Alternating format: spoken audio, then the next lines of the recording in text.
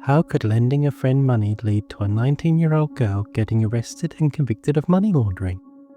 I'm C, and this is Scams, Hacks, and Frauds.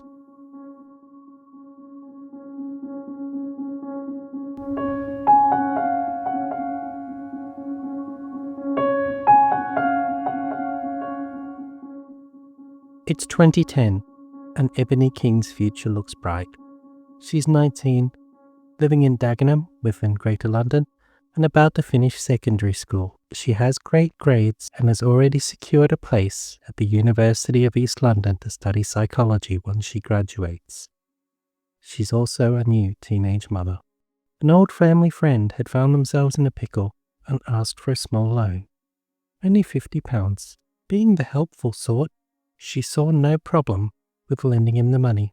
Little did she know that this was the first domino in a chain that threatened to destroy her entire life before it could even really begin. How? By the friend paying it back. When the friend paid it back, they overpaid, instead sending £250. It looked like the kind of fat-fingered mistake any of us could make.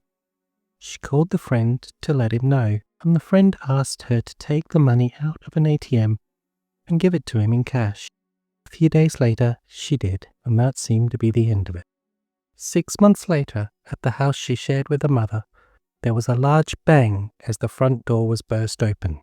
The police had arrived, and they were looking for Ebony. Ebony didn't know it, but that money had come from a scam victim, and by taking out the money in cash, she'd become a vital link in the scam chain. She'd engaged in money laundering. She was taken to the police station and charged, and worse than that, she'd become the scapegoat. The prosecution acted as if she was the mastermind, and she was convicted of concealing, converting, removing, and transferring criminal property. Her bank account was closed, its contents seized. And the family friend? He was long gone. Never charged, and never convicted. All this despite having no idea she was part of a criminal scheme. Although she was convicted, she did no time in prison, still had to do community service and pay a fine. Whilst all doors were previously open to her, many were now slammed in her face. Many potential employers refused to even consider her. Her credit rating was destroyed.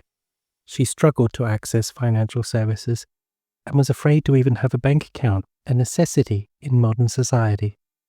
In addition, she found it hard to trust anyone, even her close friends.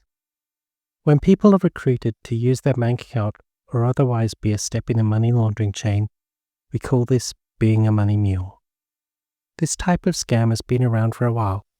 Still, it has exploded since the pandemic, particularly among the young. In the UK alone, over 17,000 cases of money muling were identified in 2023, about a quarter of which involved people under 21. The most important rule to remember here is not to let someone else use your bank account, ever. That's easy to say, but this story highlights it's really easy to become a money mule without realizing it. Here, it was a friend paying back a loan. It could be that you're offered a new work-from-home job and sent a check or other payment to cover your expenses, with instructions on what to do with that left over. It could be that you're part of an online romance where you're asked to make a payment or purchase something. Or maybe an online buyer has just overpaid for a purchase. The overpayment is a frequently occurring part of money mule scams. If you do receive a payment which is for more than what you're expecting, you should not change the form this money takes. You might have noticed that whenever you ask a store for a refund, if you're paid by card, they will only refund to the same card you used for payment. Additionally, they will not refund in cash if you paid by card. Stores do this to prevent money laundering. Refunding in cash or to a different card or bank account could be creating another link in a chain to disguise where the money originally came from. So if you need to return money to someone, do it in the same way, and if it's electronic, send it to the same account it came from. Returning to Ebony King, there is a positive outcome to the story. She still attended university, she earned her degree, and secured a job as a patient advisor within the UK's National Health Service. Today she runs a charity called Elevate Her UK, which helps and mentors young ladies and works to alert people to frauds like this. We're going to have a lot more to say about money laundering, but for now, I've been C, and this has been Scams, Hacks and Frauds. If you found this helpful, please share it with everyone you know.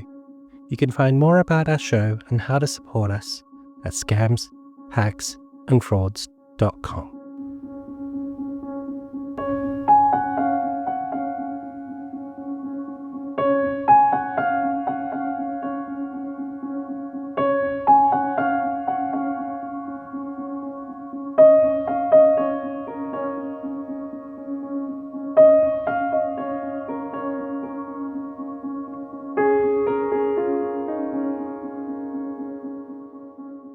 This podcast is available to reuse for free under the Creative Commons with Attribution Share Alike license.